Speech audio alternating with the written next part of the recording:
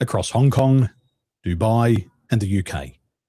He's here to share insights on how to overcome the fear of sales. Please welcome Stuart Pearce. Thanks, Daniel. Thanks for being here. Well, I just learned that you're 6'4". That's pretty tall. I am indeed. Can you not tell from the screen? I had a coaching client in Australia, and she said, "Your hand looks so big on the screen." And when she saw me in person, she said, "It's ginormous." I remember training a client all on Zoom. And then I was up in Lincoln and met him. He picked me up and we went for dinner. And he went, "Crikey, you really look at him." I mean, he's about 5'8". So when I climb into his car, like this sort of thing, he's like, "Yeah, you really are tall, aren't you?" Well, I did tell you, this shouldn't be a surprise. I did say, Well, 6'4" is different on the screen than in reality. And what was the response to people when you lived in Hong Kong? That's always an interesting one. I mean, say I'm 6'4", as we've now established, and in Hong Kong there aren't a lot of 6'4" native livers, if you like. I always joke, it was like Gulliver's Travels. I was like the giant in the room, sort of thing. Like you sit at a table, they all walk in to be trained, and then I stand up, and heads go up, sort of thing. They need to remove a vertebrae. Crick necks after the day, My kids, we live in Taiwan, and my kids didn't realize I was white until they were about 9 years old.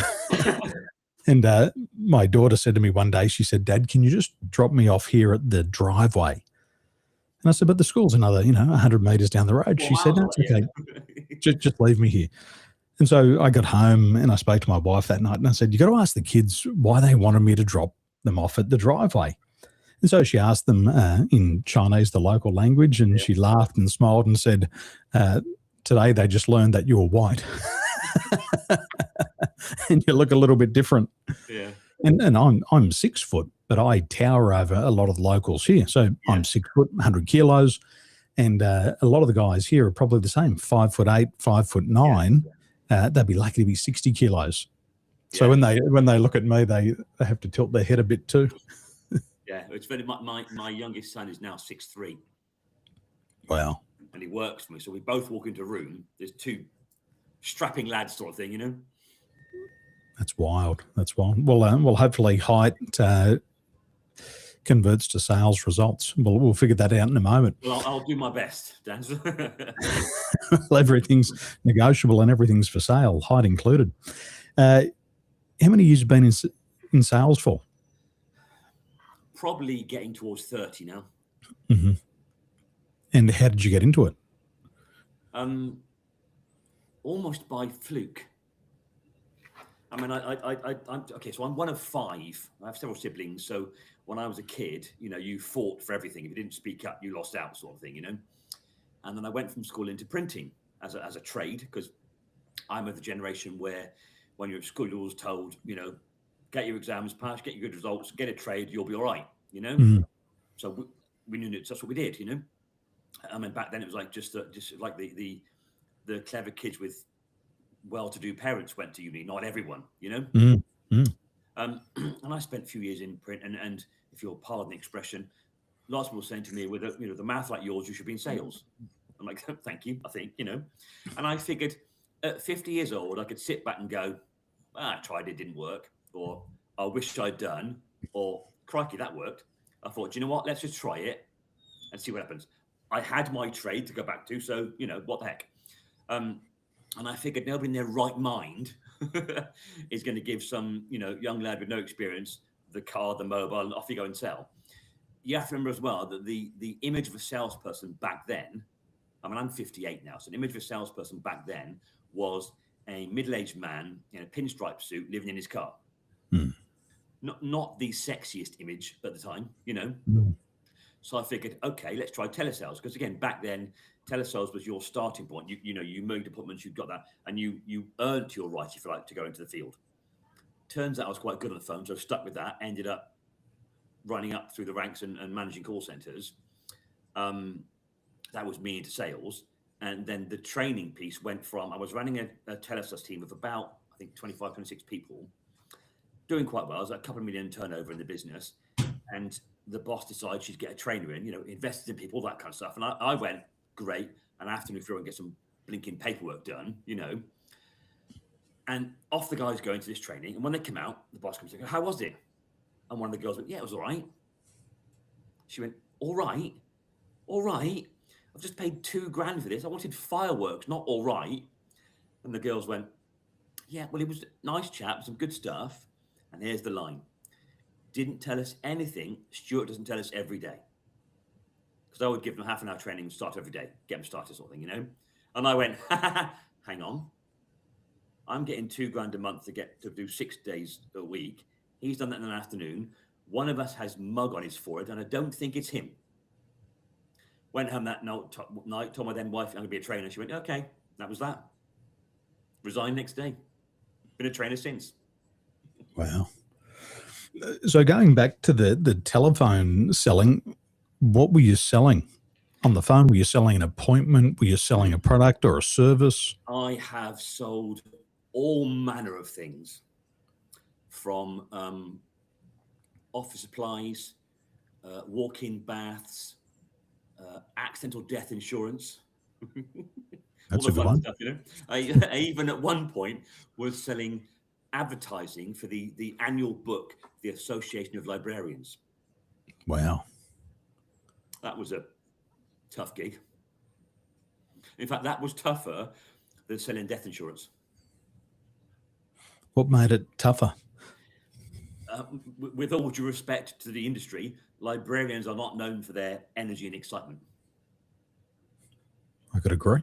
So trying to, as a man whose mother was a library manager, they're not known for their wild parties, Daniel. So getting them excited about advertising in this annual book was a tough sell. We got there, we did it, we filled it, but yeah, tough sell. A lot of people are afraid of the telephone, and I worked in a real estate office.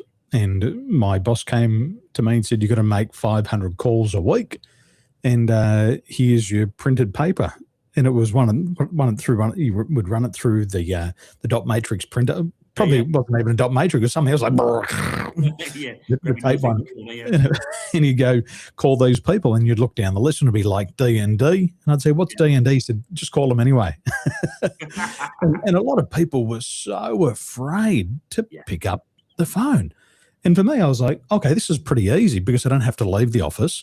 I don't have to worry about the weather. If it's good or bad, there's no excuses. I just got to pick up the phone. And for me, it was somewhat easy. But other people were really afraid to make a call. In your time, what's the trigger? What causes people to be afraid of picking up the phone? Okay, so here's the thing then. There is a huge amount of psychology behind sales.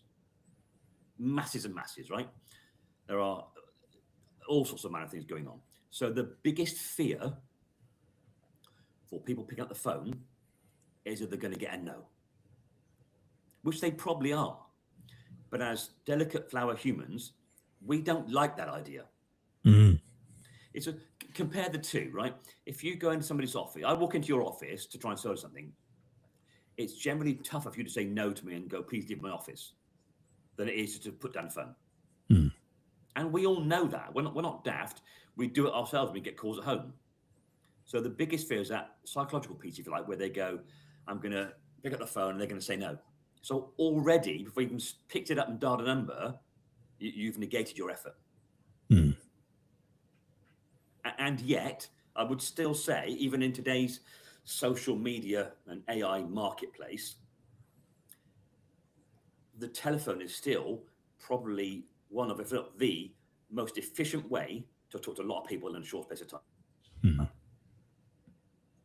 It is quick. It's very quick. I was reading a book a couple of years ago, and exactly what you're saying here is people fear hearing the word no. It's not the fear of the actual telephone. It's the fear of hearing no. And in the book, I forget the author, they'd done the studies and they said that the average person before age 18 has heard the word no 138 1,000 times. From mum and dad, no, you can't date that boy. You can't go out with that girl. You're not buying that fast car. No, you're not going to take that subject at school. And it's always no, no, no. Yeah. So it makes sense to me that another no is painful because it's not the first no, it's 138,001. 138,002, and it builds up. Yeah. We are conditioned for it. Mm. And that's why it's weird. People, certainly in this country, people don't decide on sales as a career. You know, you don't go to see your careers officer at school before you leave and then he goes, what do you want to do when you leave school? Very few people, if any, say, I want to be in sales. Because we all have this image, this vision in our head of what a salesperson is. You know, we are the devil and the spawn of Satan and the wolf of Wall Street and all that sort of stuff. So that's how we see salespeople. So when you fall into sales or you're in the business and they say, oh, win some phone calls and you do them, there's a panic kicks in straight away. Because we don't want to be seen as that person. Add that to what you're saying. We're used to hearing no. How's it ever going to work? I think a lot of people do fall into it. They've fallen out of one job. They fall into sales. And my uncle, when I started to sell real estate for him, he said to me very clearly, he said, there's two reasons why people get in and out of selling. First is because they're depressed. And secondly, they get out because they're depressed. Yeah. And I heard that and I thought he must have been pulling my leg. But when I looked around the office of the people that I was in, it was a series of failed life experiences, whether it be they'd started their own business and it didn't work out, and now they've got to sell to survive. Yeah. There was other people who were a little bit like me. They dropped out of school and they had no vocation. They had no trade to fall back onto. So the only way to make money quickly was to sell. Yeah. And that was back in 1998, 1999. And I think the line is still the same today. It's the only place where you can really write your own paycheck. 100%. I've said that. And that line never changed. No, not at all. I've been in and around sales 30 years. I, as we know, I train salespeople for a living for the last 25 years. And that has not changed. It is the only job really in the whole world where you're going to write your own check. And that's exciting, especially for people who fall into it. Okay, I've invested my money. There was people I spoke to at the end of the COVID era. They had invested in real estate because it's the right thing to do. You buy it, you set it, forget it, and real estate always appreciates in value until you lose your job and you can't afford the repayments. Yeah. I met people who were living in tents in the Gold Coast in Australia to cover the cost of their 3 mortgages. Yeah. And the only thing they could do was to sell to survive. Yeah. But they fell into it. But they also wrote their own paycheck to freedom. Yes, 100%. And stayed in the tent because they realised that they had less obligations. Yeah, it's a weird one, and it's, if you couple that with the fact that in the States, if you're a salesperson, that's seen as a career. It's okay to be in sales in the States. Lots of across Europe, it's okay to be in sales. It's you've chosen that career, off you go. Then then you train, you learn. But in the UK, I remember my ex-wife saying, somebody, they'd asked what I do, and she went, "Oh, it's a sales trainer." They went, "Oh." I'm like, and I got quite indignant about it.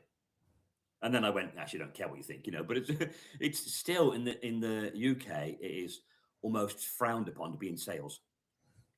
And yet, if your business doesn't sell, you have a hobby. Fact, Daniel. Isn't it incredible? People will screw up their nose. They'll look down on it. Yet every business has to sell to survive. There's only one department that truly generates revenue, and it's the sales department. And it depends on the sales department that determines the type of car that the boss drives. It determines the paycheck of every single person in the organization. It pays for all research. It pays for all development. It pays for your kids' education. And people still turn up their nose and frown upon it. I think it might have been Henry Ford, I could be wrong, who said nothing happens in business till somebody sells something. Yep. I mean, let's not kid ourselves. Every department has its level of importance. We're all important in the whole grand scheme of things, right? Mm. But until the sales team do their thing, we can't sell any widgets, we can't fit any widgets, we can't charge for any widgets, etc., you know? And you're right, but they'll get looked down on. Mm. And if you're a sales trainer, it's even worse. Well, the manufacturing department can't have all its beautiful manufacturing equipment if no sale has been made. You can't even open the front door until money's been made. And even if you've had to get money from somebody else has had to make the money. Yeah. It all comes from selling. Every piece of money in the world comes from a sale. Yep. In some description. Yep. Well, the two oldest professions was money lending and prostitution. And we used to own a pawnbroking business. It always makes me giggle when, you know, prospective clients come to me about, oh, well, I'm not in sales. I say, yeah, okay, let's just cover that for a minute, shall we? You know, or they'll say, oh, I can't sell. And I go, well, okay, well, does your business have customers? Oh, well, yes. Well, then you can sell. Now, you might not know what you did to get that sale and therefore have to repeat it. Well, that's a different chapter, if you like, you know. But if your business has customers or has sold widgets, whatever we're going to look at it, then you can sell. You may not want to, like to, or be called a salesperson, but if your business has revenue, you sold in some way, shape, or form. Now, like I said, knowing what you did and repeating it to get more sales, that's a different conversation. But that's where we sit. And it doesn't matter what we call it. You can call it I'm a service person, I'm a professional services. It doesn't matter. It comes back to selling. And I think that all of us should be proud of our sales team, because what they have to do on a daily or a weekly basis really is a lot harder than a lot of people realize. When I used to do telephone prospecting, I'd have to hear 499 no's a week just to get one yes. Yeah. And the worst thing was if you got a yes on the first telephone call, because it's what you wanted, but you'd get a yes and then you go, oh no, I've got to go through another 499 no's. And nobody understands my pain. I've got this whole lot of rubbish now, but I've got but again, there's a character that the sooner you get that first yes, the better your day or week is going to be. It is, and I've done it, as we know. It's tough to keep pushing and making those calls and keeping going just to get that yes. And the funny thing is, if it takes too long out of those 500 calls, when it does come, you go, oh, and you almost panic. They said, yeah, what do I do when they say yes? You know, it's been so long, sort of thing, you know? I think everyone should work in a telesales team at some point in their career, because then they'd understand. And there's a lot going on, you know, for telephone sales. For me, when I was in real estate, I had to know the business. Yeah. So I had to be aware of what's happening. I had to know my competitors. I have to know what's happening in the customer market, the buyer market, the rental market, because you don't know what people are going to ask you on the call. So you've got to be spread. You can't be spread thin. You got to be thick over all the operations of the business. And then you've got to be able to rehearse your scripts, because selling has a logical order and sequence. You got to memorize that, but then you've got to deliver it in a way that is not scripted. That sounds. And so we'll follow this script, but you're not allowed to do it scripted. Now answer all the objections. These are the 6 common ones. What about the other ones? When people do master selling, and specifically telephone selling, what are the transformations that take place within the business? So I guess there's 2 parts of that. So the first part is when you get a person or persons on your telesales team, should we call them that actually hit their stride and have worked out what gets them results, the revenue level of the business changes. And there's a knock-on effect to that. Yeah. To take that back a few steps and focus on the telesales people, once they work out what works for them and they can repeat it consistently, and I don't mean the script, I mean the process or the conversation they follow that got them a result. Once they work out what that is, they can do it again and again. And suddenly that 1 in 500 becomes 25 in 100. It makes a massive difference to the revenue of the business, to the revenue of the telesales person, and it makes a huge difference in the way they approach their job now. They've now got to what Maslow's fourth level of learning calls unconscious competence. It means they're doing it without thinking. It's habitual now, Daniel. Taking sales calls in your sleep. Yeah. The boss rings at 2 a.m. How do you answer this objection? How do you respond to the question? Done. That's the other thing with objections. You've brought up a couple of times now. What generally happens if you start in a new sales job, what generally happens is the sales manager will go, right, here's the objections, here's the answers I want you to give in your training, right? The problem you have with that is the people you're phoning haven't done the training. They don't know this. One objection, I'll give you one answer, that's it, move on now. They don't know that bit. So they go, the pesky buggers go and ask more. So it's always better, and the way we always do it, is to teach people a process to answer an objection, rather than if they ask question A, you give answer A. But if they ask you 2A, you haven't got an answer to that, and it all falls apart. Whereas if you have an approach to dealing with an objection rather than a set answer, it becomes much more natural. It stops feeling scripted. And that's what professionals do. All professionals have a process. And it's like a doctor. A doctor does 3 things: an examination, a diagnosis, and a prescription. And if a doctor offers a prescription before an examination, then that's malpractice. Yeah. And a really good salesperson will never try to close a sale before they've found a need.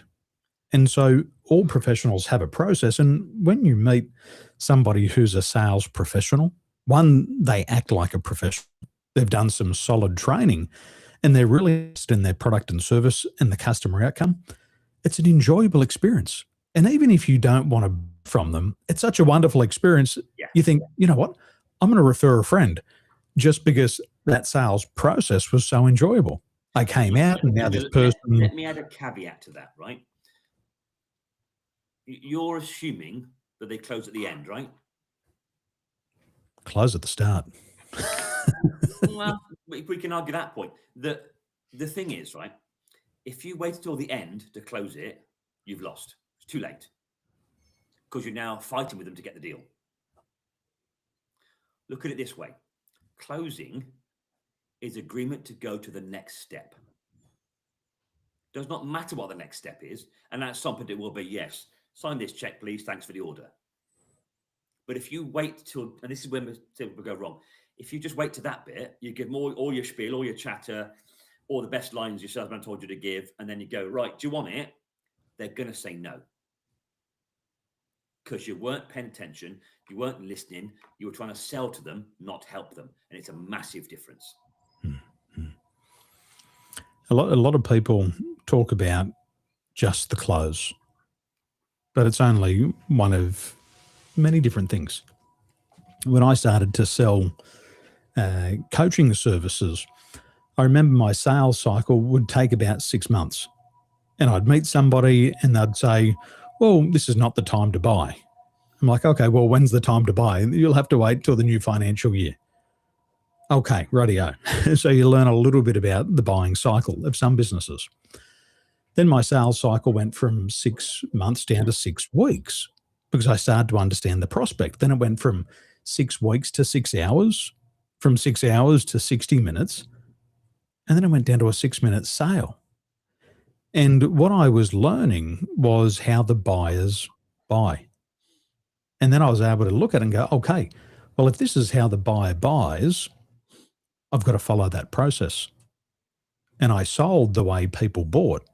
and it accelerated the process. And it didn't happen by luck. It didn't happen by chance. It happened by learning. But unfortunately, a lot of us, myself included, we try to figure it out by trial and error. But we don't have enough time and we don't have enough money. That's the problem. We try and sell on our term the way we want it to go. But when I got into selling coaching, I had no idea. Yeah, I should have gone and got the sales trainer at the start. Show me how to sell this product. But the thing is, right, it does not matter about your sales cycle or the price you're finally going to charge them.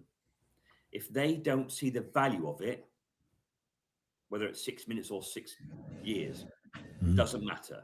If the person you're trying to sell to doesn't see and understand the value to them, they're not buying. True. If they can't get a return on it, they're not going to buy it. If there's no need, they won't buy it. If there's no desire, they're not going to take it. And one of the big things that I found when I was selling at the start, I was talking to the wrong people. And a part of the sales process is understanding your target. But a lot of us don't really know who the target is. But through a good sales process and good sales training, you've got to figure out who's the target. There's a lot of people who wanted my product if the boss paid for it. Had some great interviews today. Find your target or find a target audience and then create a product they want. So true. Because that's a much easier, if now you know your audience, you've created a thing that they want, and you're trying to sell them something that you know they want. It's much easier then. But we do, we decide, we invent something, we decide this is a fabulous product, this is a fabulous service, a fabulous widget. Now I'll go and find a customer for it. But if you do it the other way around, find out what the customer wants and then create a service that fulfills that, so much easier. It's a little bit like that field of dreams mentality. If you build it, they'll come. Yeah. No, it doesn't work like that. And I think they say about 80% of products each year fail because of that type of mentality. Yeah. Just because you love it and you use it doesn't mean everybody else is going to want it. And that's the thing, that isn't, we've decided on this widget, this service, this product, this what it was going to be, and we love it. We have unbridled passion for it. It's brilliant. Why aren't they buying it from me? Well, because you love it. You haven't asked who else loves it. And nobody else loves it. So therefore nobody's buying it from you. And they've got to love it more than they love their money. Oh yeah. I said value. If they don't see any value in it, or desire as you put it, doesn't matter whether it's £10 or £10,000. The trick with that, the trick with positioning value, right, is when I'm talking to you, I have to make you think this is going to cost you £15,000. Then when you ask me how much and I say it's £7,000, Daniel, you go, your subconscious mind kicks in and you go, fantastic, I got a deal. That's a bargain. I'll have 2, please. Well, you didn't get a bargain. That was always the price. I just showed you enough value that in your head, you'd added up where you thought it was going to sit before I told you. And when I tell you it's less, you get so excited because it's less than you thought, you think you've got a deal. Subconscious mind, Daniel. And if we thought about everything that we've ever purchased, there's so much more value than the cost. I bought one of these Samsung flip phones, and I previously had an iPhone. And I felt that at $2,000 for an iPhone. Something as well, Daniel. So I wasn't getting value anymore. But I went down to the shop and I noticed that this was a flip phone, and I picked it up and I flipped it like this, and I get value just from flipping it. Yeah, it's half the price, but it's twice the fun. And I got a screen on the front and one on the back. Yeah. And what I say to my friends, I say, this is not $1,000 cost. This has been a $25,000 return on investment, because my entire business runs from that. Yeah. I just went to Korea. I did all my coaching and consulting calls on the telephone. Yeah. So it's a mobile office. How much is that worth? That's worth tens of thousands. Exactly what you're saying here. And when you have it for a while, you realize, gee, it's good value. Maybe your generation and mine might have had a crossover. If I wanted to make a telephone call, I would have to wait till 7 o'clock at night after I wrote all the things down on the paper that I wanted to talk to my mum about. And then my grandmother would let me use the phone. Or if I had 5 cents, I was allowed to walk down to the telephone and use the public phone. Yeah. But I'll tell you what, having a mobile phone, the value in that, I don't have to walk down the street. I can make a telephone call at any time that I want. I can take a photo, check my email, upload my Facebook, talk to my kids, talk to my mother, put my mother-in-law on mute. Yeah. And heaps of value. See, when I was a kid, a mobile phone meant a long flex. Mm. It was always in the hallway. We'd always sit on the stairs and on the call, wouldn't you know? I remember my dad and his brother, they used to have those big Motorola ones. Had a handle like a briefcase and a battery. Attached to a car battery. Yeah. And that was the ultimate flex. It was probably more expensive than the car that they drove around in. Yeah. But they could build a business. Yeah. You got to, and people, and if somebody's getting into sales for the first time, building value is a strategy. It's not just something that you can shoot from the hip. You've got to put a lot of thought into it, especially one, you've got to make sure the customer wants this product and service, and then you've got to be able to communicate the value. And that's a tough job. Not everybody can do it naturally, and I don't believe that there's natural born salespeople. I believe it's a skill, and if you want to learn it, you can. Because there are people who are more confident than others, but then when they go into sales, people go, "Oh yeah, gifted a gab." Natural. I would agree. There is no such thing as a natural salesperson. There's a level of confidence people have more than others. Therefore, it portrays that image that they're natural to it. But I would agree, no such thing. No, the gift of the gab. I think for most people, you just want the salesperson to shut up most of the time. Ask me a question. Ask me how good I am. Your better salesperson is one with the gift of listening. I heard that when I started real estate. My uncle said to me, Daniel, you'll never listen yourself out of a sale. He said, you got a big nose and 2 big ears. And you got a big mouth. He said, but keep the mouth closed and use your ears. You'll never listen 2 ears, yourself. 1 mouth. That's the ratio. Yep. You listen and it works. You talk. 100%. Sales hasn't changed in 100 years, Dan. Those basics are still the same. There are refinements now, of course, because industry is different, and you can't do the hardcore cold call did in the 80s. You can't do that stuff anymore because people know it. But the actual basic premise, and you talked about the steps of a sale, they haven't changed. Certainly in my 30-year career, probably 30 years before that, and 30 years after it. Those basic steps haven't changed. You want open and closed questions. You've got to understand your features and benefits. Your handle objections. You've got to close. All that stuff. If I look back at the first ever PowerPoint for a sales training session, I guarantee I'll put any money you like on the fact that that stuff's still in the ones I do now. Those basics, those standard behaviors haven't changed in a million years. In real estate sales, we would have to prospect, we would have to present, and would have to follow up. And that was the first 3 things that we had to do. Yeah. And you had to do them in that order and sequence. Yeah. Prospect, present, and follow up. And then once we bought the property on the market, we would call it a list. We'd have to list it. We'd then have to adjust the price, and then we could sell it. And that was the process. And you had to get really good at all 6 of those things. Yeah. But it started with the prospecting. And the prospecting, for me, I think about people who used to go out and look for gold. They go down to the creek, they take their pan and they start to fossick, and they put heaps of dirt in there. And they swivel the pan around, they put water in there, and they get rid of the dirt. And they're just going through all the mix until they find that speck of gold. Yeah. And that's just like I was doing on the telephones. I would have to go through 500 pieces of rock to find one little bit of gold. And that was fossicking. And that's prospecting. a lot of us think we're going to hit the nail on the head the first time, but there's an element of sifting out all the dirt to find that bit of gold. And I think at that stage, we've got to develop some different characteristics.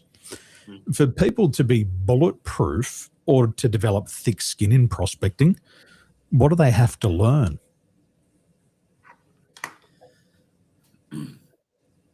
It's right. So here's one thing. When you get a no, if you have in your head no means not today, no's a lot less painful, a lot less painful. It doesn't hurt so much. You think it's just not today, not the right day for them. And that is a perfectly legitimate reason behind getting a no and you just moving on from it.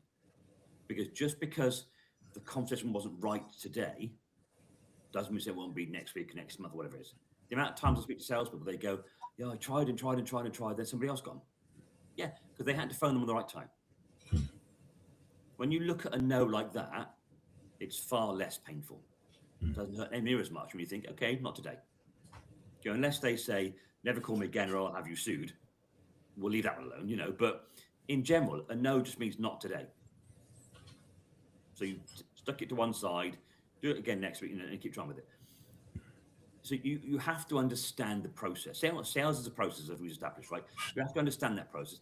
You have to understand that sometimes the process isn't going to go in your favor. And there'll be perfectly legitimate reasons behind that. You know, it could be end of the financial year, start of the financial year, whatever, you know, the list goes on sort of thing. Once you understand that, it doesn't hurt as much. The bottom line of this, Danny, is sales, like anything else, it's just a job. And sometimes the job won't go your way. Sometimes, some days, the job's not as fun as other days. It's all it is. We talk about being, you know, gifted a gab and thick-skinned and all that kind of stuff. It's just the image we create around being a salesperson. I spend my days training salespeople. I've had that for the last 20 odd years. I'm about to publish my 4th book on this stuff. My 21-year-old son works for me, and he giggles when he sees me training. Because after all those years, I still love it. Still love every day of doing it. And I learn something every day. At one point, I was the head of global training development in a previous role. I have a little office, and the sales team outside, and I had the Dummies Guide to Training Development on my bookshelf in my office. When they're great, big, bright yellow books, aren't they, you know? And the sales team thought it was hilarious that the head of global training had this Dummies Guide on his bookshelf, you know? So, yeah, but they're good. For a reference guide, they're absolutely fantastic. Mm-hmm. It's like anything else. You have to learn your craft. To be good at anything, sales included, it's learn your craft. Practice. Some days it's not going to go your way. In fact, most days it won't go your way. And that's, you know, that's depressing, and you get fed up and you get annoyed and what I'm doing wrong, and then they phone me and I fix it for them, you know. And then you have those 4 days out of 20 in the month where it goes your way and you get the sale and it just worked. And that's when it's fun. The skill they learn, and on the phone is the worst for it, is you work your whole day, your whole focus is to get those yeses, get that good day when the elation kicks in. Once you understand that they are sometimes few and far between, and you have to go through the dross and the mess and the no's and the no thank yous first, and we'll sprinkle in some yeses, that's when it becomes fun. Once you understand that, then you start to enjoy it. So a lot of it is to do with the inner game. Yes. Having realistic expectations, but also taking control of your explanatory style. Like you're saying here, yeah, no is not forever. No. It could be just right at the moment, my dog shit on the floor, and the only thing I have to take care of is this smell. What about but Dan, to pick up on that one, right? So let's say you're phoning consumers at home, right? Which we've all done, you know, and he walks into the house as the phone goes, it's you calling, and he's just been fired. It doesn't. He may have always wanted what you're about to sell, but his mood is not a good one. No, don't want 100. No, go away. Couple that with a week later, you phone somebody, he comes in, been given a pay rise or got a new job, or the wife sent him flowers or whatever it might be. He's cheerful now. Now you phone, yeah, go on, chat. There's a lot to do with it. And you're right with expectations. We have to understand that it's not necessarily our fault they're saying no. It's not that you weren't a good salesperson or you got the wrong part of the script or didn't have the objective, whatever it was. There are a lot of things within that sales environment that are actually out of our control. So much out of our control. I was speaking to a couple of clients this week, and if anybody was trying to sell to them, it'd be no, not today, not tomorrow, not next week, not next month. You know, we've just lost $500,000. You know, right now it's about survival. The last thing was some blinking salesperson. Yeah, exactly. Yeah, and I think there's a difference between an objection and a condition. You know, it's like when it comes down to money. Some people are so maxed out that they just cannot access any more resources at all. I've borrowed as much as I can from my mum, my grandmother, my wife, my mother-in-law. My credit card's maxed out. The home's on an overdraft, and there's no more access to money. And I think we've got to get to a stage as salespeople is just accept that. That's a condition. Doesn't matter how good your objection handling is or how good your offer is, it's not happening. But don't personalize it either. But that's the thing. See, if you don't understand that as a salesperson, at that point you start to doubt yourself. And then you more doubt. And it's that human behavior. It's psychology behind sales. If you don't understand it, you don't go, okay, it just wasn't my day today, and shake it off and start again. You start to doubt yourself, and then you start missing target, and then you leave sales.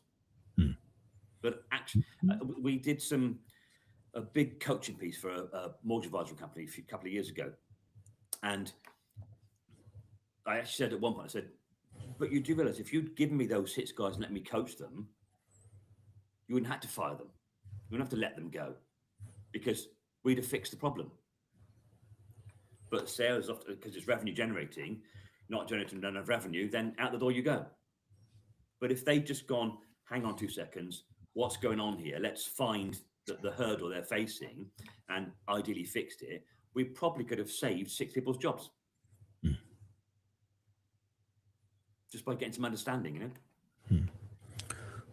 Well, it is a professional skill set. Just like an Olympic athlete, you've got to warm up. You've got to be able to have the right skills to play the game. You've got to be able to warm down.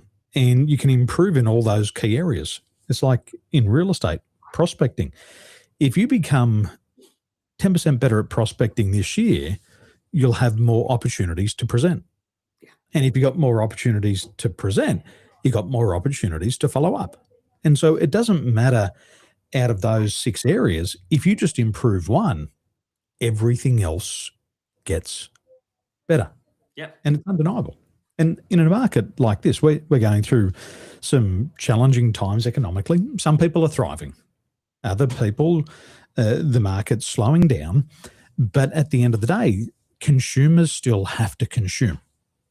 They might pause temporarily, but they're going to buy. It's like petrol.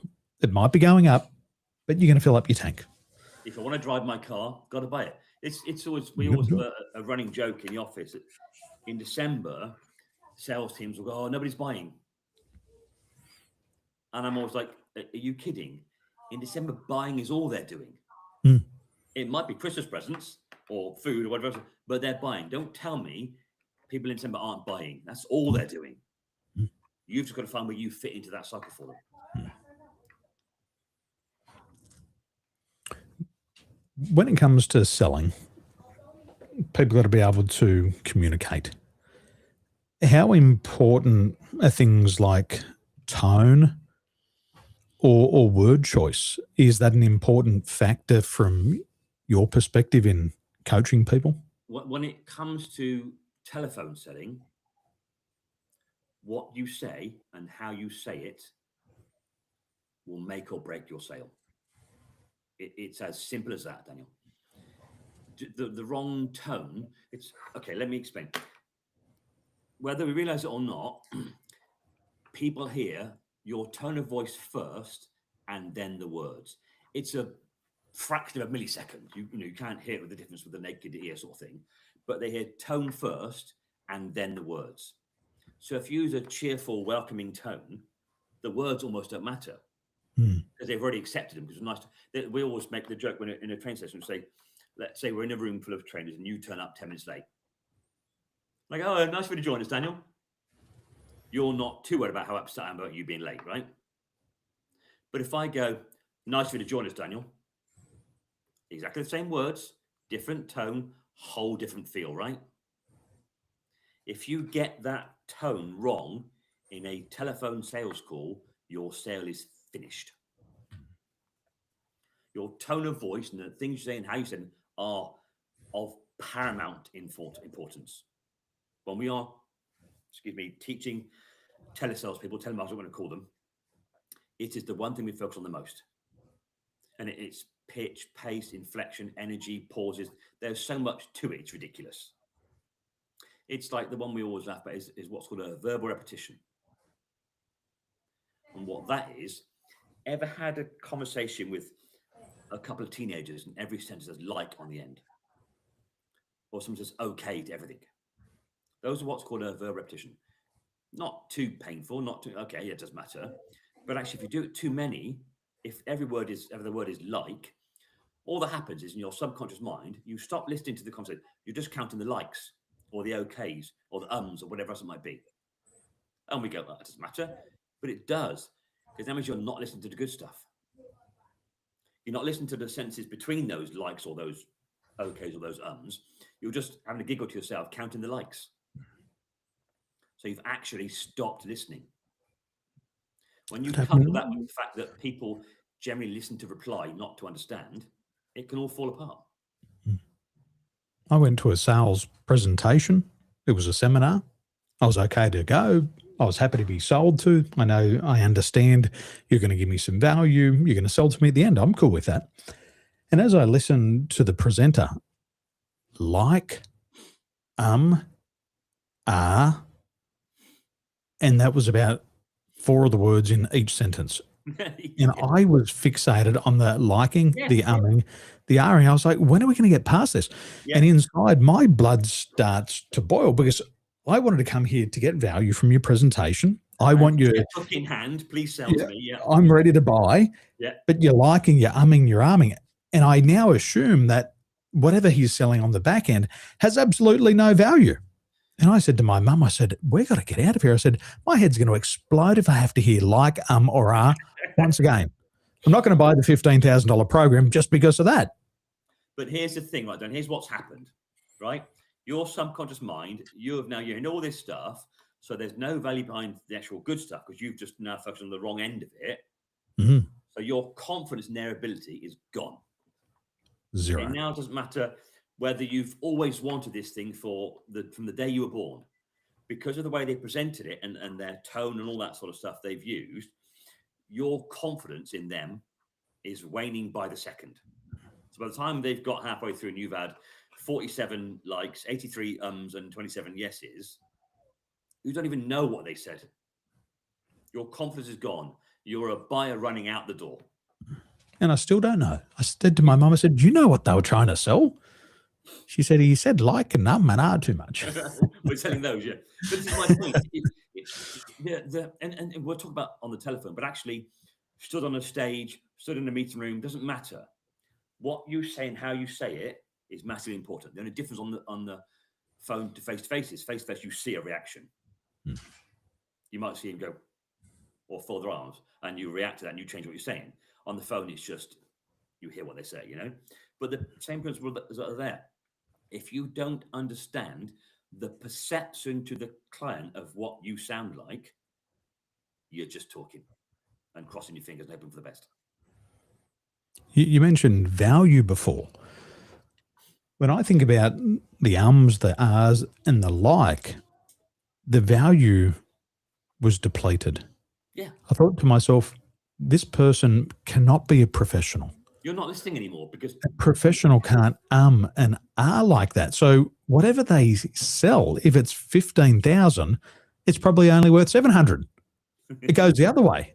Yeah. Yeah. And I've tried to go back and I've tried to buy it because I know they're great, but logically, my brain says, Daniel, it doesn't make sense. Remember, I said Emotionally, earlier that the trick is to make the value seem so huge, you're thinking mm, it's a massive figure. So when I say a third of that, you're like, yes, where do I sign? mm, But you're right. If it goes the other end and you don't believe a word they're saying, you see no value, you don't care if it's a pound or a dollar, you don't want it. even if it was $1, I would still think to myself, I don't think maybe he's got to pay me £15,000, at least Please. for the likes, the ums and the ahs. Yeah. When salespeople get into the flow of their careers, they've got to be able to manage their life. And one thing that I've observed, and I also personally went through in my younger days of selling, was I'd go out for an all-nighter. I would burn the candlestick at both ends. I would go to bed as late as I could. I'd wake up as late as I could. I'd come in as hangover as I possibly could without getting a fine for driving over the limit. And as I looked around, a lot of people didn't take care of their health, and it definitely impacted their results. Yeah. So to be holistically healthy in sale, yes, you've got to work on your inner game and your mindset. What do you have to take care of physically to keep the energy levels high? It's your whole self, it's your whole being, Daniel. So I'll give an example, use me as an example, right? When when I was running that telesales team before I came to training, the guys were on the phone from like 4 to 8. We phone consumers on the evening, but I was there at 8 in the morning, 8, 9 in the morning. Anyway, but I would get up in the morning and I'll go for a 2 or 3 mile run, or I'll jump in the gym and get that, my adrenaline flowing first. Then I go to work. These days, because I'm older and a bit calmer, it's, Tai Chi 3 mornings a week or whatever it is, it's much more appealing these days and doesn't hurt me so much by the weekend, but it's just to be right. You're right. When they get into the flow of things, it's a massive buzz. You feel like you can take over the world.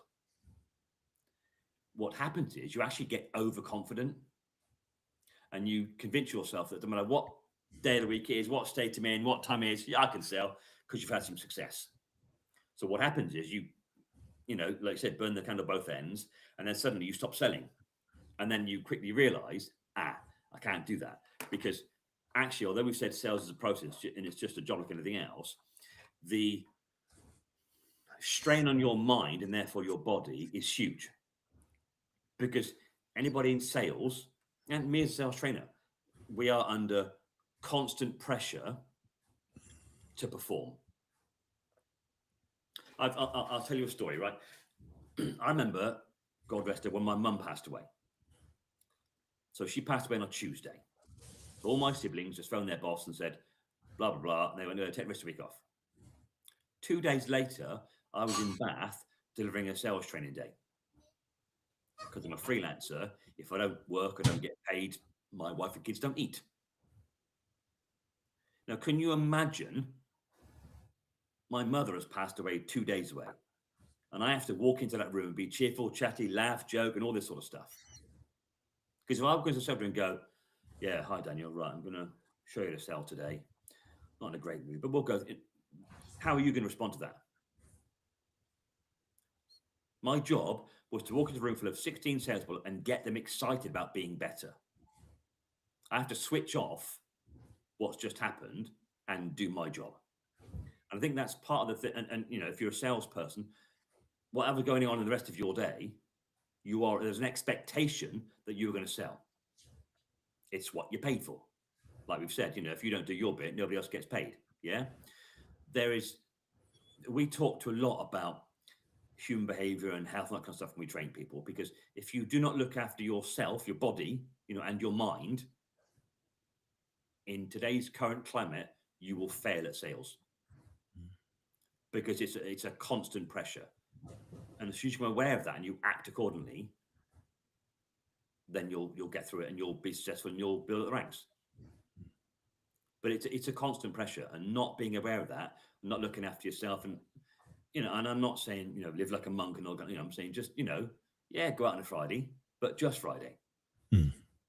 Then when you're my age, it takes you the whole weekend to get over it. So you're okay for Monday, you know. But, you know, it's just, dare I say it to a bunch of salespeople, it's just about being sensible. I understand the pressure you're on and what that means to you in terms of your headspace and your aching body and all that sort of stuff. And do what you need to do to get it done. Mm. I was running a sales team for my business, and I had my mum on the phone, I had my wife on the phone, and I brought in 2 other guys who were passionate about the product to get on the phone. And my mum said, I'm going to get these boys some tissues. They always seem to be sick. And I said, okay, get them some tissues, let them blow their nose. And we're all a little bit naive, and they're up out of their seats, going to the bathroom, coming back, blowing their nose, totally charged up on the phone. Yeah. And I'm thinking to myself, gee, these guys are pretty wired for having a little bit of sinus problem. And to little of my knowledge, they were bumping some rocks in the toilet between calls. What did your mum put in those tissues? What does your mum lace those tissues with? Yeah, and I didn't tell my mum at the time, but I said to these boys, I said, look, I don't think this is the right environment. We're selling better health. We're selling better physical, emotional, mental, spiritual health. Steps here, chaps. Yes. Whatever you're selling should be somewhere else. If you watch The Wolf of Wall Street, it's that, you know, that's the vision that they give, isn't it? You know, that we're doing great, but we're high as a kite kind of stuff, you know, and it's just not sustainable. It's not sensible. It's illegal, you know, and any other number, you know. But, you know, as a salesperson, if you want success in that industry, and again, me as a sales trainer to keep them at that level, you know, you'll have to understand it is a tough job. I remember my younger brother, he worked for, I can't remember what company it was, one of these retail park place where they sold a TV, washing machine, all that kind of stuff, you know. And he did great. He won all the awards for the warranties. Now, Daniel, you and I both know, we've both had our wives get up and say, it's Saturday morning, we have to go and buy a fridge freezer today. Yay, can't wait, you know. So off you go to buy that thing or a TV or whatever else it is. All the salesman has to go, we've got these, you pick one, and the salesperson just sells you the warranty. That's it. So what's happened there is little brother now thinks he's a salesperson. So he goes, do you know what? I'll go and sell cars. And he absolutely died on his feet and hated it. Because that's almost as pure a sales job as you can find. So he went from flogging a warranty to Mr. and Mrs. Smith who came in to buy a telly to trying to sell somebody a car from scratch. It's a whole different ballgame. But, you know, there are different levels of sales, but each has their own level of pressure, if you like. And we've all got targets. It's the, you know, it's the big word we all hear about when you're in sales. But, you know, I'm going to say it again. If you don't look after yourself and your brain and your mind and your body, you'll fail and you'll fall apart and you'll leave. Whereas if you'd been a bit more sensible about it, or I'm going to say had a manager who kept you in line, if you like, you'd have probably done better. We go through that emotional roller coaster, and we have highs, we have lows. I have it in my business. I have people scheduled in for calls and they don't show up, and they show up late and they don't call you back. And you go through all of that. You have your ups and downs. And I believe we've got to learn to manage our emotions. And a lot of businesses are now seeing the importance of training people, especially salespeople, in emotional intelligence competencies. Yeah. And L'Oreal, we've all probably washed our hair with their shampoo one day, and they looked at their sales team and said, we're going to hire people based on emotional intelligence skills, self-awareness, self-regulation, motivation, empathy, social regulation. And what they discovered was that in one department, in the first year, each salesperson added an additional $91,000 worth of revenue to the sales system. That was a total of $2.5 million in the first year, and simultaneously turnover reduced by 63%. And they just developed their levels of emotional intelligence. Yeah. It's a soft skill. People probably don't understand what it is. What's your take on emotional intelligence, and what are a couple of things that salespeople can do to increase their levels of emotional intelligence? Oh, that's a big old list, Daniel. It's a big old list. Okay, so let's fix that. Let's pick on the the telephone salespeople again for a start, right? So there's two ends of this scale, right? Normally, they'll get at 9, and the sales manager wants them on the phone at 9:01 and not putting it down till 4:59. And it's sales if I've all this, and it's good. But actually, if you look at the day and you say to them, right, I want you to phone solid 10 till 12. Don't talk to anybody or anything, just hit the phone for those 2 hours, and then 2 to 4 in the afternoon. So now they're only doing 4 hours of phone work rather than 7 or 8. But it's been shown that they actually get better results. Because Do less, get more. because it's a little focus on 2 hours of the day in the morning and 2 hours in the afternoon. You pick your I mean, let's be fair. What response do you think you're going to get phoning the business at 10 past 9 on Monday morning? I'm not going to No, pick up not my right. phone. Well, they're having their all sales meeting, and on a Friday afternoon, it's pick your battles, Daniel. But having that little burst of an hour or two in the morning, and out. Firstly, they see an end to that. Oh, it's only 2 hours. I can smash through that, and they've got 3 hours a day where they can do their admin or they can have a coffee. And I've said to people, look, if you do an hour and you're falling down, not getting anywhere, take a break, go outside, take a walk around the block for 5 minutes. Just reset. The human brain can focus probably for about 15, 20 minutes. Then it starts to wander. Doesn't matter how interested you are or how happy you are in your job. It's just how the brain works. So it's do 15 minutes of calls, stop, take a minute, go to the little boy's room. No, and break the. It's just about, and again, with field sales, take that as an example, right? If you've got to drive for 2 hours and then you get there and the guy you're going to see is out for the day or booked holiday or doing something else, you're fed right up, aren't you?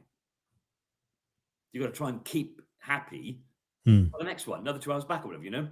Whereas if you plan for that and you phoned him the day before and you closed him down on the meeting and then went, that doesn't happen. The approach you take to it is what keeps you going. The brain is a delicate thing, and we don't use anywhere near as much of it as we could do. But actually, if you just think of it and plan a bit and look at your day, it's like you've got a meeting booked in tomorrow. Most people will phone you up and they'll go, "Oh, hi, Dan. Yeah, we've got the meeting tomorrow. Still okay to come?" Which they think is a perfectly legitimate question to ask. But here's what happens. Your subconscious mind kicks in and you go, they've given me an out. Actually, no, I can't do tomorrow now. And now they've lost their meeting. Now, all right, they've not had to drive 2 hours to go and see you, but they've now got no meeting. But if I do this to you, if I phone and say, "Daniel, hi, yeah, got a meeting tomorrow. Just wanted to check, what's the parking like?" And you go, "Oh, we'll get you a spot. Oh, great."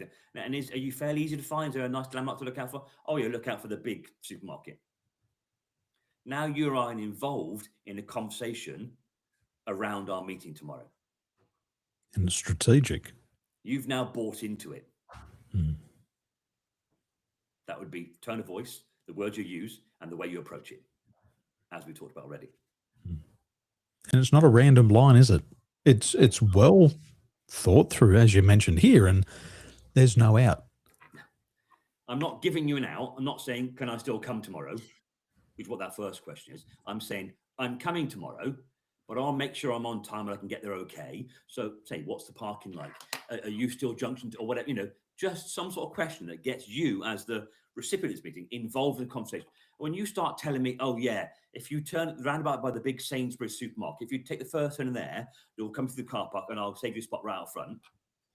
You're not cancelling that now. You're now involved. You've now told me exactly where to park tomorrow when I come and see you. What do they call it? A tie down? They still call it a tie down? It's basically the psychology behind sales, Daniel. If I just asked you, can I come? That's a yes or no answer. And if you weren't convinced in the first place, if I haven't already shown you enough value, there's a no, straight there. And you go, well, actually, no, bit crazy, Mike. I'll give you a call next week and we'll rearrange it, which you're never going to do. What did my boss used to say? Don't worry about licking the envelope or putting a stamp on it. Just throw it in your own trash bin. When we used to send out letters. Yeah. And he was very right. A lot of people have blind spots, and they think having a blind spot is a bad thing. No, everybody has blind spots. The best car in the world has a blind spot, and salespeople have blind spots. And it's often within that blind spot, once we correct it, that we get an extra bit of performance out of our own personal sales vehicle. Coming into a market like we're in at the moment, and what I mean by that is we're coming up to Easter. Yeah. We're coming up to the end of the financial year. We have all sorts of things happening in Israel, in the Middle Eastern region. What are the blind spots that salespeople have to be aware of in this particular period of time? There aren't any. They are what you make them. If you decide there's a blind spot, it's like going into a call, oh, they're going to say no again. Well, then they're going to say no. Blind spots, it's like we talk about sales, oh, it's December, nobody's buying. Have you looked outside? Walk around with arms full of bags. Everyone's buying. Blind spots are only there, Daniel, if you accept them. I have sold everything from office furniture to accidental death insurance. And I've sold all of them. And I was always, every time I worked on, I was always top 3, top 5, sometimes the top one, I was a decent salesperson. Yeah, earned a good living, thanks so much, But actually it works out that I'm better at showing others how to do it. And it's more fun. Blind spots are only there. Let me give you an example. I was training a team that were doing the kind of handheld card payment machines, right? So lad there, Kyle, 21, first sales jobs. And to be fair to him, he was absolutely smashing it. We were doing 2 days in. The first morning of the training, he was coming at me with all sorts. Your standard young, full of ego salesperson, which doesn't bother me. I'm too old to care about that these days, But I stopped him as they went out for lunch. I said, Carl, can I have a quick word? He went, yeah, of course. I said, this is your first job? Like, yeah, it is. I'm smashing it. Lovely. And tell me again how old you are? Oh, I'm 21. Right. So I've been doing this longer than you've been on the planet. Oh, yeah, sorry. No. You're missing the point, Carl. I'm not trying to boost my ego or tell you off. I'm trying to get you to understand what you're being given and shown here. And I want you to grab it with both hands. Because when you do, you'll sell even better. I'll be fair to Daniel. It was absolute diamond for the next day and a half. Because it made him realize, okay, I'm doing this on natural ability for the moment, but that doesn't last forever. It's like a football player. When you're young, you can do any shot you like. But as you get older, they become a bit more difficult, and you have to rely on tactics and common sense, all that kind of stuff. We sponsor a couple of basketball teams, get involved in all that sort of stuff. And at every game we take people to, they want to see the, some backward somersault dunk. That's the crowd in uproar, cheering. It looks fantastic. But actually what wins the game is layup after layup after layup. Getting brilliant at the basics. If you can't, we look at 3 things when we train people, right? It's fundamentals, the psychology, human behavior. I was just at a golf club the other day, and I said, look, you may be the best putter that ever lived. But if you can't get on the green, it doesn't matter. We all want the big sale that everyone always talks about. But actually what earns you the good money, the big money, is consistency. It's getting sale after sale after sale. You're right, it's fundamentals. Get the basics right, and the rest just falls in place. When I was with Emirates Airline, we had the opportunity to sell duty-free on the aircraft. Yeah. And there was one cabin crew who would do whatever it took to get particular flights in Middle East and North Africa. And what she would do is she'd pick up the phone and she would hustle. And she'd say, Daniel, my name's such and such. I noticed that you're on a flight to North Africa. My mum's sick. She's in hospital. I'd love to do the flight and I want to do duty free. And I'd think to myself, do I really want to go on this Africa flight? Oh, I'll give you the flight. She says, look, don't give it to me. I'll pay you $500 to have your flight. And all of us, I was like, you're going to pay me $500 to take the worst flight ever to Nigeria? It's yours. And she would hustle all the cabin crew. And every month, she would be making around about an extra $3,500 US in commissions on top of her flying pay. And that at the end of the year, she would always win the corporate prize. And the corporate prize was either what do you call them? A Mini Cooper, or a BMW 1 Series. Yeah. And every year, whilst I was at Emirates Airline, the same girl won all the prizes. And as soon as she got the car, she'd flog it and sell it for cash. And everybody knew who she was. And she would get on the aircraft and she would sell. And she knew where she could sell the best. And it was these flights to North Africa. Yeah. And she was there and she always made a ton of money. She prioritized. As soon as the customers got on the aircraft, she would be giving them the duty-free magazine. Yeah. My name's such and such. Here's the duty-free magazine. Write down exactly what you want, and I'll be there in 30 minutes. And she killed it. She would have been earning as much as the pilots. See, what's working for her there, right, is basically an assumptive close. She's not asking what they want. She's saying, what do you want? Mm. What can I get for you? Not, would you mind buying something? Here's the magazine. Pick the things that you want and I'll bring them over later. She's not getting into a discussion about, because, people are on holiday now. They're in a good mood. Just, what do you want? They're not asking. She's telling. Yep. Assumptive close. We would get this duty-free container, and it's a carton. You got limited stock and everything's wrapped. Wouldn't matter what it was. Let's say it was a bottle of J'adore perfume. Yeah. She knew it was a hot seller. Yeah. She would invest her own money to get a bottle so that the customer could smell it. And she'd say, you want to smell it? Here you go. And she would be rocking it all the time. And then after the flight, she's out at the duty-free counter handing over all the dollars. But she was very proud of what she did. And she was a professional.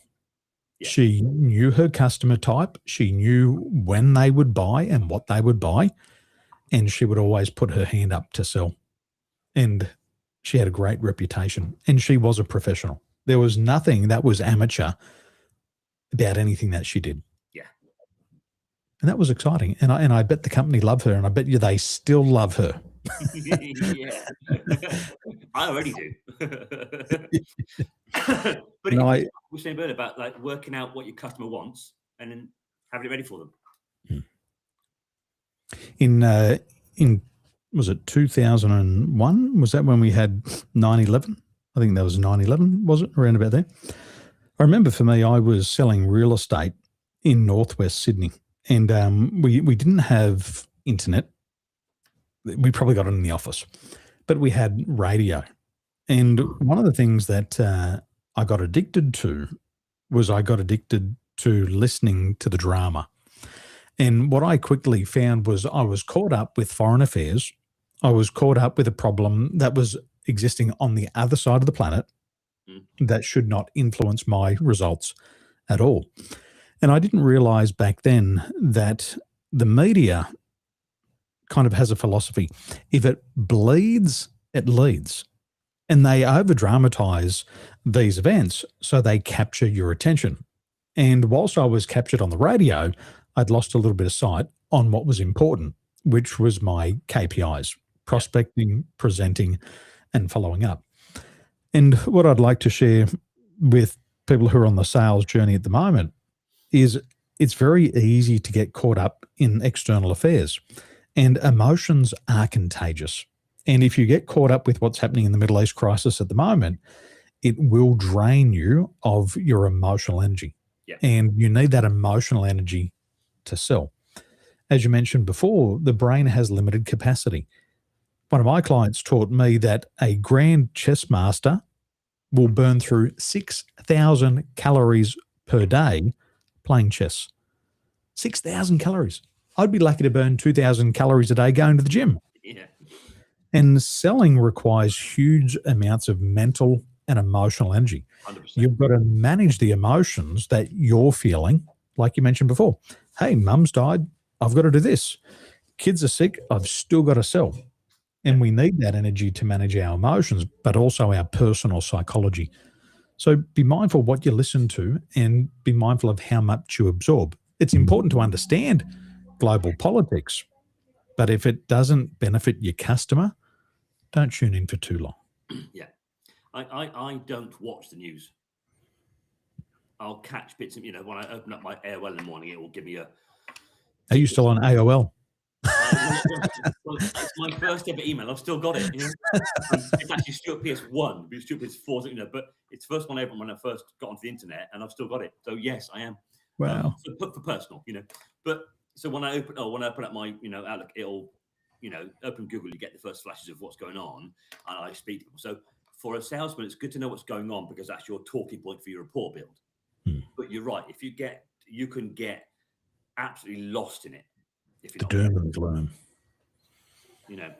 And as a salesperson, trying to keep yourself uplifted and as we're supposed to, if you take in everything that's coming at us on a daily basis now, thousands of messages every day with social media and everything else, you would never leave the house. Just to make myself look really heartless, one talk about like when mum died on the Tuesday night, I went to work on the 30th because I had bills to pay and kids to feed, When my older brother asked me, I said, well, look, me, whether I sit at home with you lot or I go to work, it's not going to change what's happened. I cannot influence the situation in the slightest. So I went to work because I had bills to pay and 2 children to feed. Because me not doing that and phone the client saying I can't come, blah, blah, blah, and going, oh, woe is me. Firstly, mum would have clipped my ear for doing that. Secondly, it wasn't going to change the situation. And that's always been my outlook to it. My ex-wife, bless her, we still going to, but I remember she worked alongside me for a while. And I remember being in the office, and I was on the phone, and I said something, and one of the girls had gone, oh, see, he's not heartless. And Nikki had gone, yeah, but see, calling him heartless dictates he had a heart in the first place. And she meant it nicely, she wasn't trying to be horrible to me. She was like, I'll just get on with it. I don't show it. I don't get caught up in emotion. I just do what I'm there to. I'm lucky that I love what I do. Seriously do love it still after 25 years. But you're right. If as a salesperson, you let all those outside interests get to you, you'll stop selling. You've also written a few books on the topic of selling. What's your favorite book that you've written? And when you reflect on the book, what's your favorite part of your own book? Oh, like that. For me, it's always the latest one. I'm about to publish the 4th one. Book 1 was the Telesales Handbook. And that was a case of, do I know as much as I think I do? Well, let's write it down and find out. Then the next one was Life on the Phone, which was about 3 times thicker and more stories. Then I wrote one across COVID, which is called Can't Sell, Won't Sell. And the latest one, which is out next month, is called Selling is a Superpower. And that one I probably love the most. One, because it's the latest one, but also it's got probably every single thing I know about sales in it. And training people. And I mean, when I deliver training, it's done. There's kind of 2 things that take it up. There's the knowledge that I'm passing on, but I do a lot of it by telling stories. So we've all been in those courses where the trainer will stand at the front and just roll through the PowerPoint. Left brain, left brain. Work, and all that sort of stuff. And that's I went on training, but it's rubbish. I hear that so often. I say my son Jack works for me, and he often comes to the session. He'll take some pictures for Instagram and all that kind of stuff. One, he tells me off because I don't stand still. It's like I'm trying to get a picture, and I make all sorts of faces. He put 6 pictures together once, and I was 6 different poses and 6 different faces in the space of like 5 minutes, because I really get excited about what I do. But also the thing that happens is, because I know this stuff, and I have a clicker, so I'll walk around the room and all that sort of stuff, and I'll get to what, and I'll try to go, oh, hang on, I have to go click, click, click, click, and get to the right slide, because I've carried on talking and showing people stuff and not changed the PowerPoint. And I have to go, yeah, hang on. Right, that's the right place now. I have to catch up on myself, sort of thing. But I've had people. I did a car insurance project a few years ago. At lunchtime, when the friends come to, everything okay? I'm like, yeah, why? He said, well, I've never heard so much laughter in a training session. I went, okay, thank you. Because the way I'm very lucky now, and 20 years I get to be invited on podcasts, and I get to speak on stage, all that kind of stuff. And we did a thing called Selling South end of last year. And I'm on stage with the ex-head of the British Army and Sir Clive Woodward, the Rugby World Cup winner, all that kind of stuff. And then little old me, and everyone stands on stage and just talks. They mic'd me up, and I'm off. I'm in the room walking around. The guy's like trying to film, but because I get so excited about it. And when you get excited about selling as a salesperson, that's when you start to win. What happens is they start to get a bit of knowledge about the product, and the way they sell changes, because they convince themselves that all the things I know, you need to know, but you don't. And that's why for years, salespeople would move every couple of years, because they'd get bored, or their sales would go down, and they think it's the product. Oh, we'll do it too long. No, it's actually you. You got so caught up in Daniel, my customer, wanted to know everything. He should know everything I know. No, Daniel just wants to know the stuff that matters to him. You talk about you can't listen out of a sale, but you can talk yourself out of one. And you give people knowledge that it's like your guy you spoke to doing your likes and your ums and your yeses. You stop listening. When I start telling you the 25 benefits we've got, not just the 3 that matter to you, you're now bored. You don't care anymore. Value's gone. Interest is gone. When's this guy going to leave? Yeah.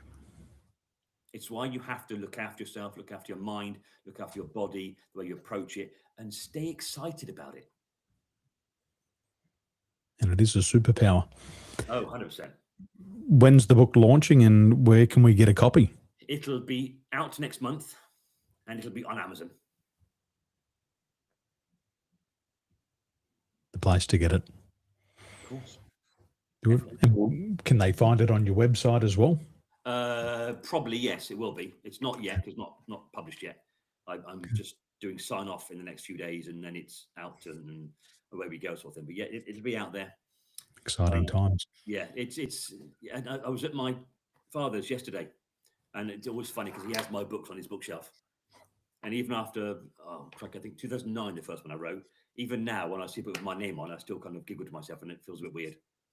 when you get your first box of books delivered to your house, and you go, that's me, it does make you giggle. Even now, after the 4th one, I will still a little giggle to myself when I see a book with my name on, written by and published, all that sort of stuff. It still kind of puts a smile on my face, because as I've said the whole session, I still 100% absolutely love what I do. If I won the lottery tonight, I'd still do it, but I'd do it for free. That's the difference. Selling's a superpower. Stuart, thank you so much for joining, sharing your wisdom, your excitement, and your energy. Thank you so much. My pleasure.